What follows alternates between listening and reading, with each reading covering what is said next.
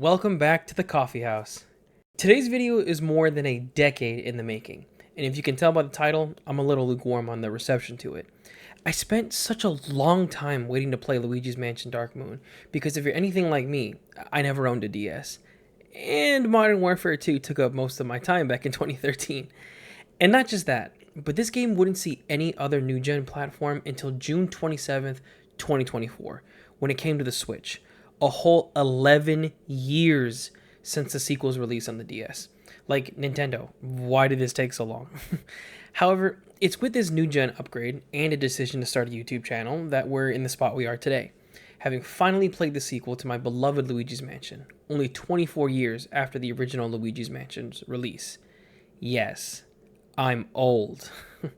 So, as we begin to add another entry into my first series of videos on this channel, go ahead and grab yourself your favorite K-Cup, because today we're going to get the job done with the convenience of the process, but all the sacrifice of flavor.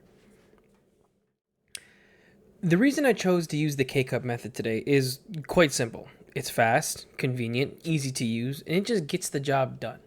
Now, if you ask me if I would choose this over any other brewing method, then my response would be no.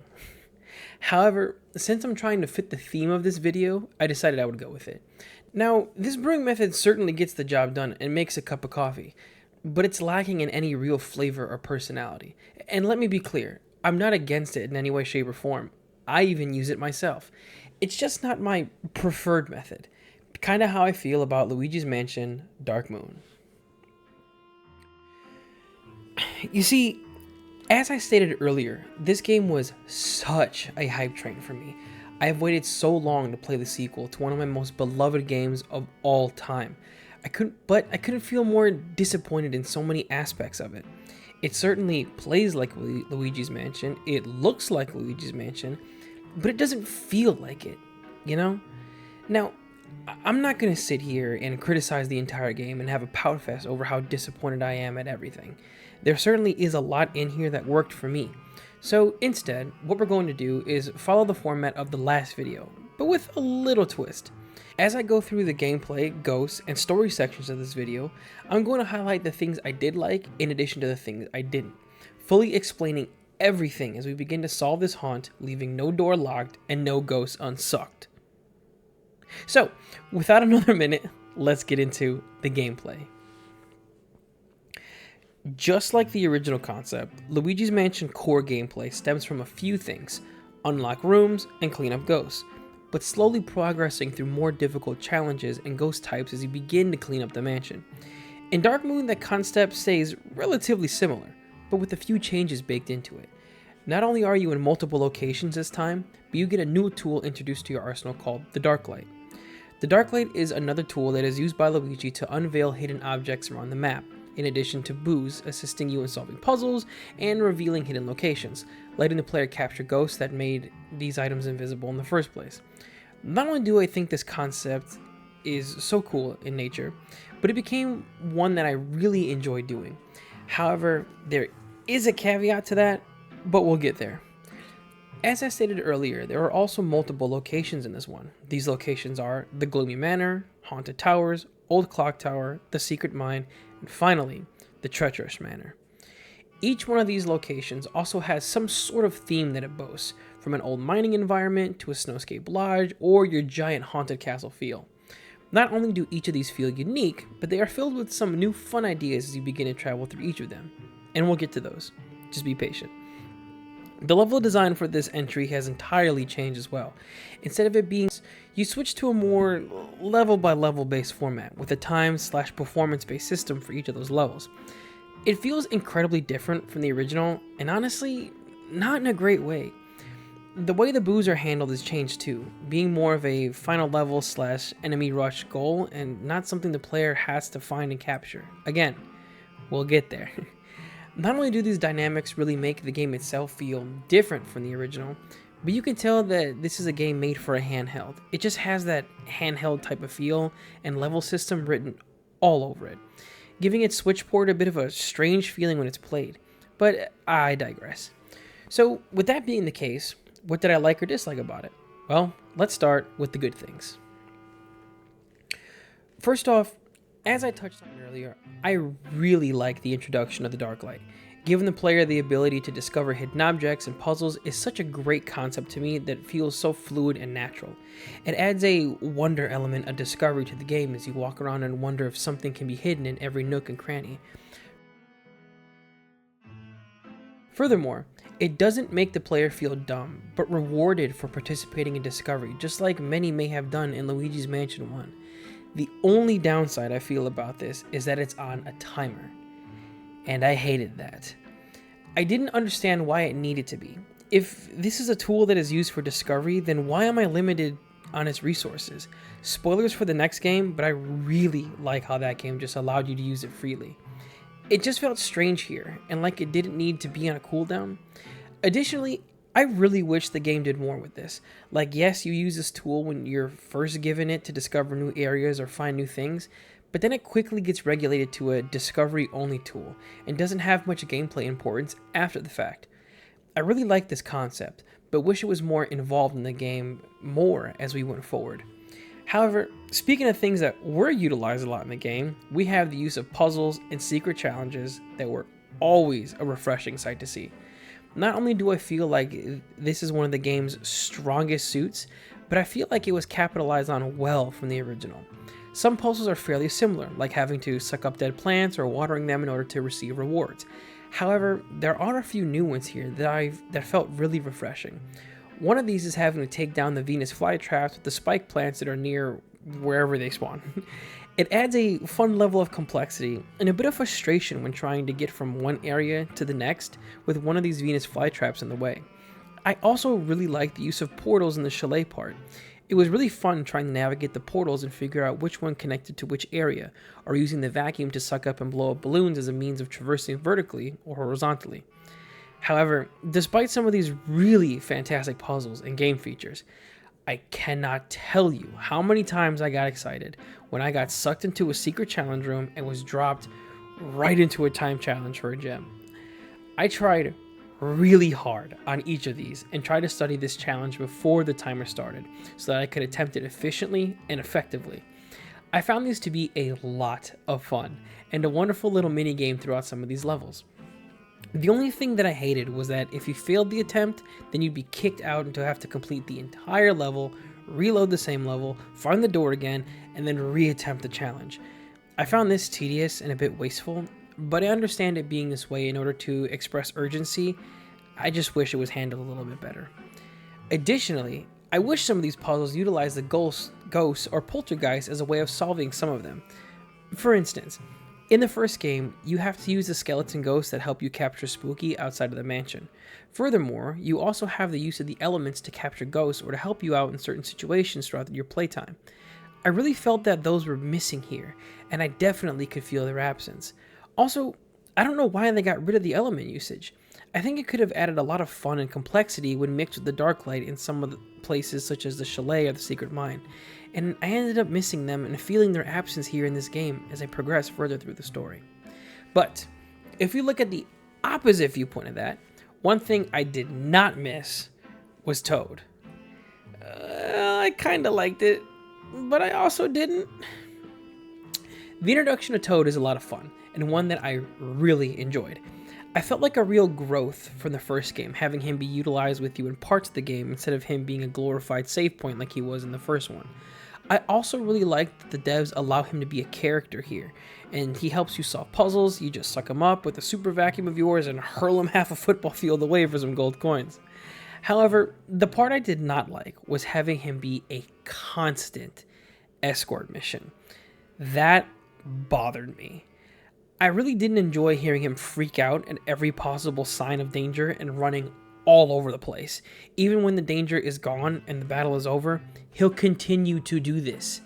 This bothered me more than it should because I felt like I needed to just drop everything and stop for him. It just was really bothersome in some cases. Also, why did the devs make him afraid of literally everything? A small patch of ice? Nope. A small puddle of water? Nope. Walking through any doorways? Mr. Luigi, please get that door for me. These elements felt really frustrating and just like a babysitting / escort mission, but I do really like his usage when solving puzzles and discovering the map. It added more depth to the maps and areas that I was in, so I'll give it a little bit of a pass here. And speaking of those areas, let's go ahead and talk about them. I really like some of these new locations, mainly the Gloomy Manor, Haunted Towers, and the Treacherous Manor. However, the locations of this game are super strange for me, and just felt really off as I progressed throughout. And I want to start this section with the things that I didn't like by talking about that first, because it's a bit of a strange situation for me. So let's get into it. Alright, so as I stated, I really like a lot of these areas and elements of this game. The puzzles are good, the new tools are fun, but there was one thing that just kept bothering me while I played, and it was a twofold process. That being, I really didn't enjoy most of the locations, and I really hate the level-based system. So, as I stated earlier, I really liked the Gloomy Manor, Haunted Towers, and Treacherous Manor. The vibe and feel for them felt very on brand for the franchise, and seeing them be present here was super fun. However, traversing them felt terrible. Not only was this due to the game wanting you to go about a certain route and do certain things throughout each level, but it felt like I was restricted to just those areas, and the game didn't want me to explore anymore.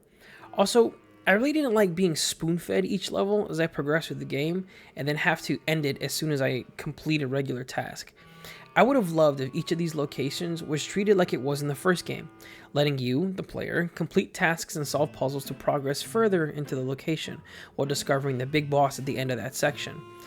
This felt so freeing and gave the bosses more weight, in addition to letting the player practice and learn what skills were needed in order to face the big boss level. But instead of doing that, this game just stops you in your tracks as soon as something is completed, pulls you out, explains why you just did what you did despite you already knowing why you did it, gives you your next objective that directly follows the one that you just completed, and then puts you right back to the beginning of each location. This made level traversal and map exploration feel tedious and exhausting, and I really didn't like it. Not only did this feel really restricting coming off of the first game, but it puts the brakes on any and all map exploration at all. I don't know. This just felt really uncomfortable to me as a player and really frustrated me when all I wanted to do was spend time in that particular location. And in doing this, it made me feel significantly sour on each of these locations even more than I should have been. I started to look into them more from a thematic perspective and how they would fit in the overall world. And to be honest, if the game let you explore the first two maps or even combine them to be one giant map, then I think that would have worked. However, in having the level design that it did and the amount of locations that it has, each location just started to feel small and lacking, harboring that feeling of this could have been something more, and this is probably the reason that the puzzles were so good and feel as good as they do. And furthermore, the choice to have an old clock tower or mine/chalet felt so odd to me. Not only was having a haunted mansion in the first game the right call, but it felt right when dealing with a game centered around ghosts and a haunting. The same can be said for all the locations I liked in this game too. But the choice to have that feel in a chalet and clock tower felt off. Now, I think these locations could have worked as an area in a greater overall map, being special places of interest where boss battles can happen or new gameplay elements are introduced. But they felt out of place when standing alone, and I understand if you like them, that's completely fine. But they just weren't for me. The same can be said with this game's handling of the booze as well. In the first Luigi's Mansion video, I covered how the use of booze was fun, but sort of a tedious mechanic. However, in doing this, it gave the player a reason to explore the map, in addition to using the in-game tool of the Game Boy Horror. You also weren't restricted in doing this either, having the power to just freely roam about and ignore the main objective completely to capture as many boos as you wanted. You had that choice. Again, it made exploration feel nice. But in this game, it's different.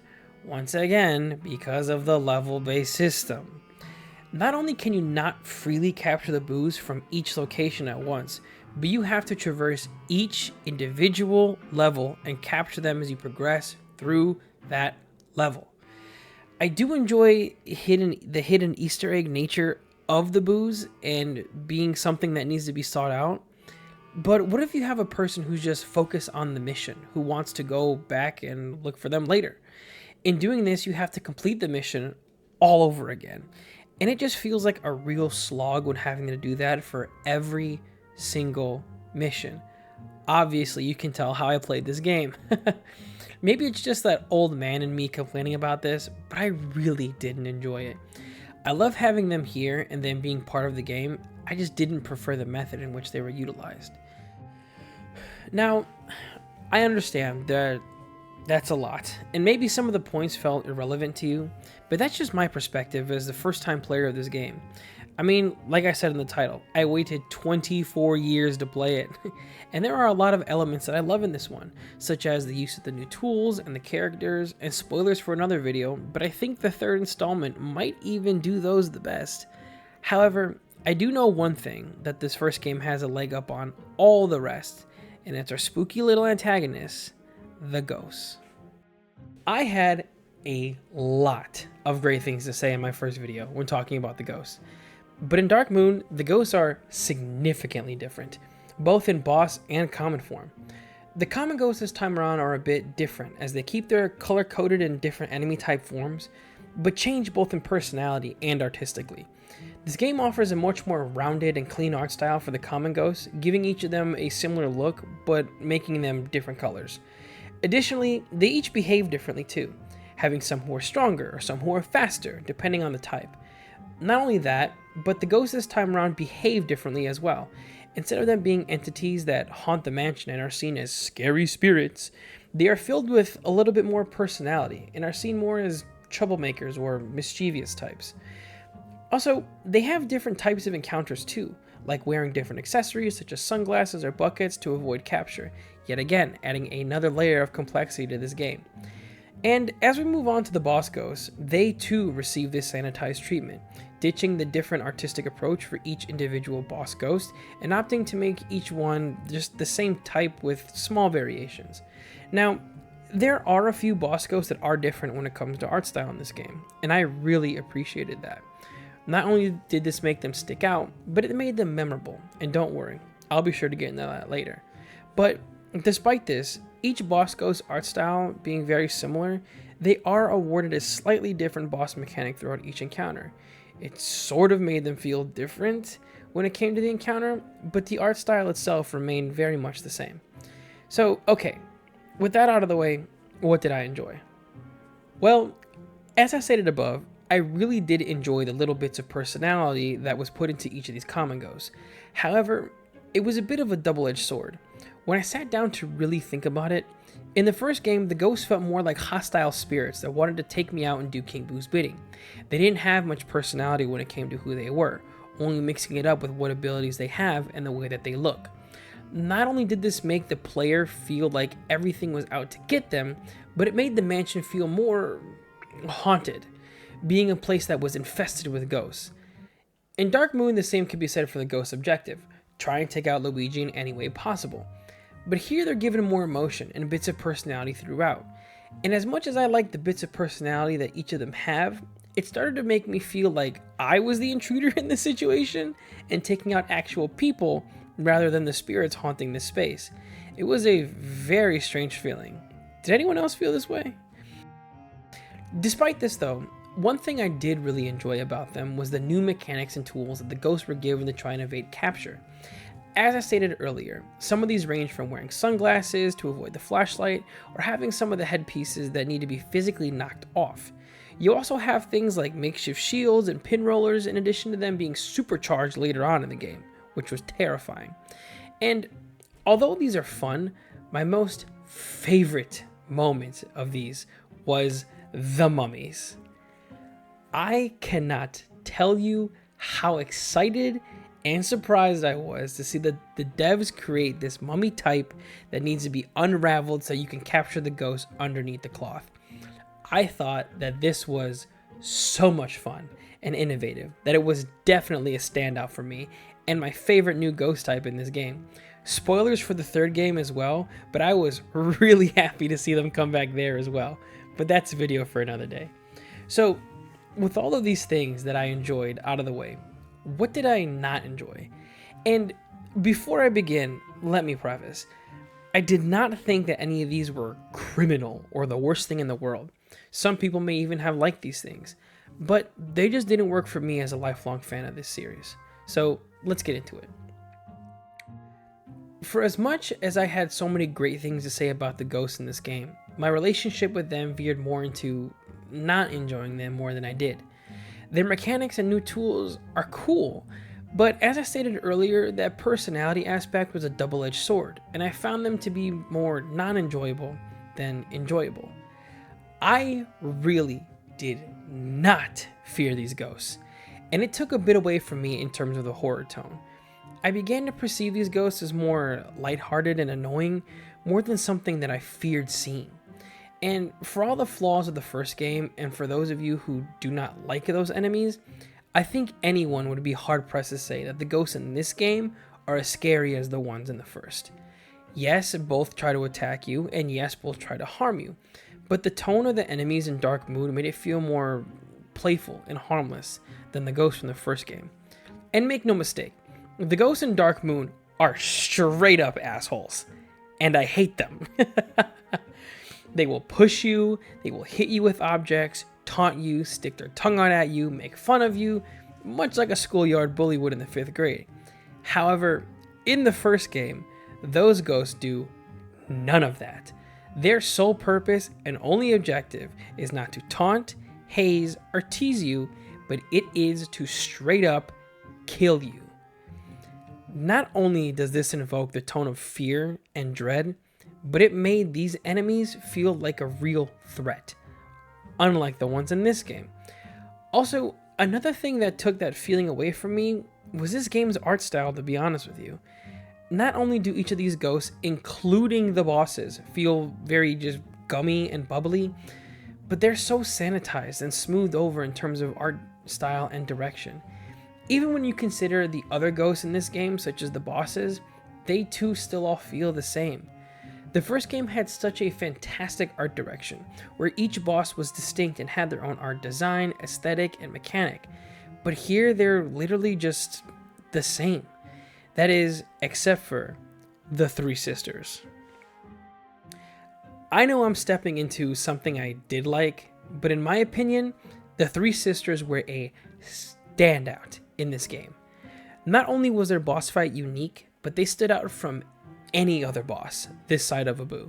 They possess an art design, despite it being a simple one. They all have different health values based on that design, and a great mechanic when it comes to evading capture. Additionally, they're also introduced when Toad becomes a new mechanic in the game, making use of that feature in addition to having an awesome boss arena. Not only are they the only memorable boss for me outside of any boos, but they stand out at the forefront of what I expect when loading this game up, similar to the first.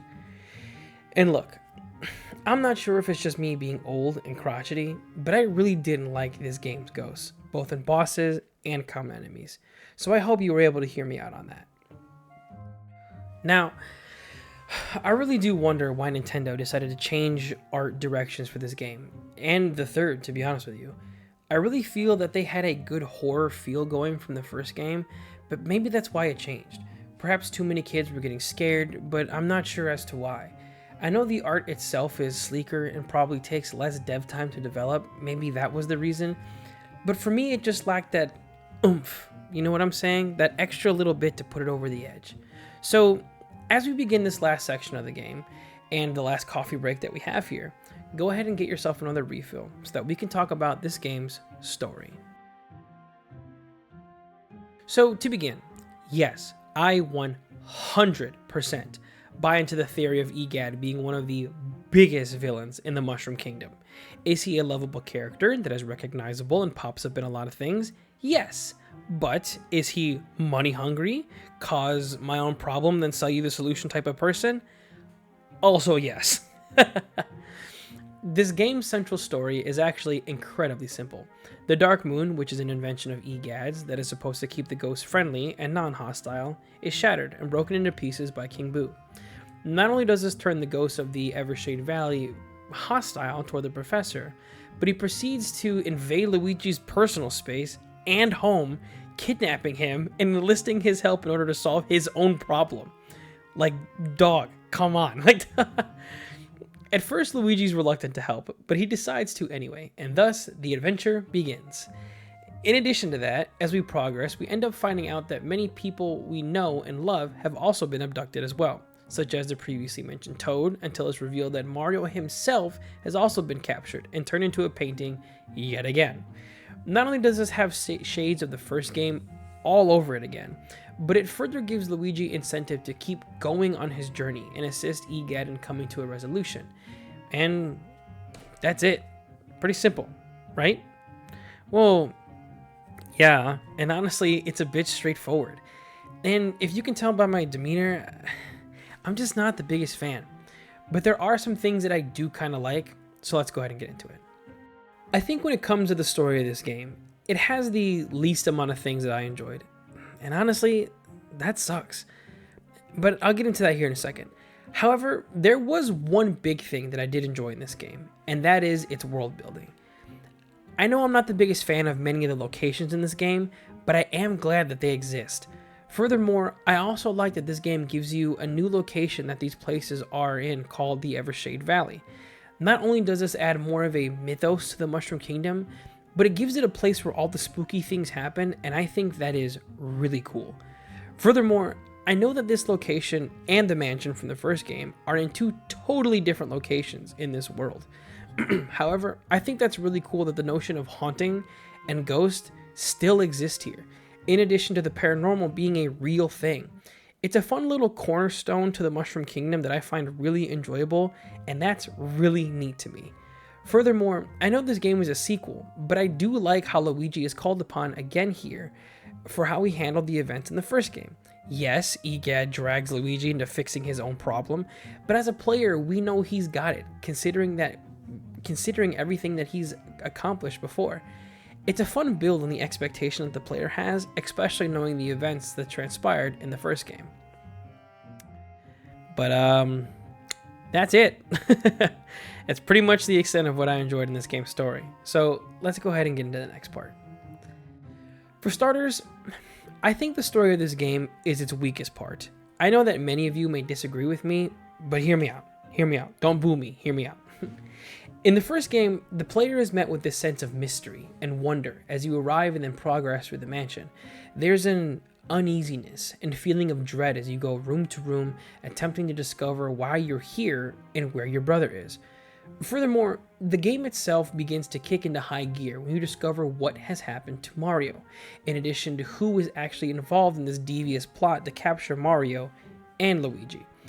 Additionally, King Boo is terrifying here. Not only does he look super scary in the first game, but he is treated as such by possessing the corpse of the most powerful villain that the Mushroom Kingdom has to date. However, in Dark Moon, we get none of that.